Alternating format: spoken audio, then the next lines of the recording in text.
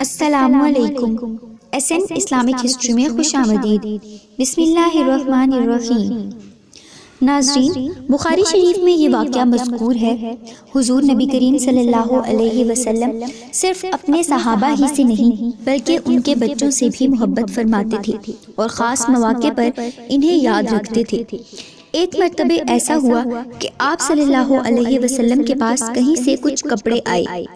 آپ صلی اللہ علیہ وسلم نے ان کو صحابہ کرام میں تقسیم کرنا شروع کر دیا۔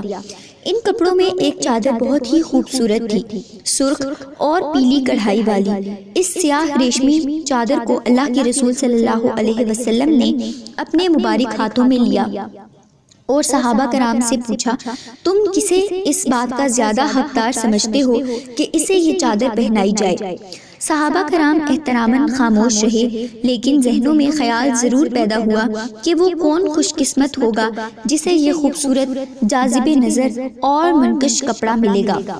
صحابہ کرام آپ صلی اللہ علیہ وسلم کے چہرہ اقدس کی طرف دیکھ رہے تھے کہ آپ کیا حکم صادر فرماتے ہیں اور یہ اعزاز کسے ملتا ہے۔ خیال رہے کہ اہل اسلام کو اس طرح کا قیمتی کپڑا کبھی کبھار ہی میسر آتا تھا۔ ارشاد ہوا، ام خالد کو میرے پاس بلا کر لاؤ۔ ایک صحابی دوڑتے ہوئے گئے اور ان کے والد کو بتایا کہ اللہ کے رسول صلی اللہ علیہ وسلم ان کی بچی کو طلب فرما رہے ہیں۔ خالد بن سعید رضی اللہ تعالی عنہ کے اخلاق کو ملاحظہ فرمائیں۔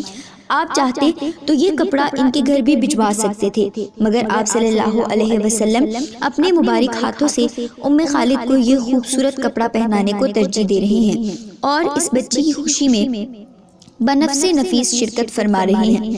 صحابہ کرام رضی اللہ عنہم یہ منظر بڑے شوق سے دیکھ رہے ہیں۔ آپ صلی اللہ علیہ وسلم انہیں پہرا بھی رہے ہیں اور اپنی زبان حق ترجمان سے یہ بھی فرما رہی ہیں، ام خالد یہ کپڑا تمہیں بہت جچ رہا ہے، یہ بہت خوبصورت ہے۔ چھوٹی سی بچی، یہ تحفہ ملنے پر بڑی شاداں و فرحاں ہے۔ یہ ایک بہت بڑا اعزاز تھا کہ اللہ کے رسول صلی اللہ علیہ وسلم نے اپنے ہاتھوں سے انہیں کپڑا پہنایا۔ ام خالد کو پوری زندگی یہ واقعہ بھولا تو نہ ہوگا کہ اللہ کے رسول صلی اللہ علیہ وسلم نے اسے بچپن میں یہ شال پہنائی تھی۔ ناظرین، اگر آپ کو یہ ویڈیو پسند آئی ہو تو ہماری ویڈیو کو لائک کریں اور ہمارے چینل کو سبسکرائب کر دیں۔